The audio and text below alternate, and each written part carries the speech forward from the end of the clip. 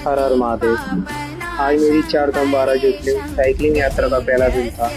सुबह 7:30 बजे महाकाल का आशीर्वाद लेकर यात्रा शुरू की और दोपहर 3:30 बजे 148 किलोमीटर का सफर तय करते हुए ओमकारेश्वर पहुंचे। सबसे पहले कमरे पर सामान रखा, फिर मां नर्मदा में पवित्र स्नान किया और ओकार पर्वत की 7 किलोमीटर की परिक्रमा पूरी की। इसके बाद ओंकारेश्वर ज्योतिर्लिंग और ममलेश्वर महादेव के दिव्य दर्शन का सौभाग्य मिला। महादेव की कृपा से यात्रा का पहला दिन सफलतापूर्वक पूरा हुआ।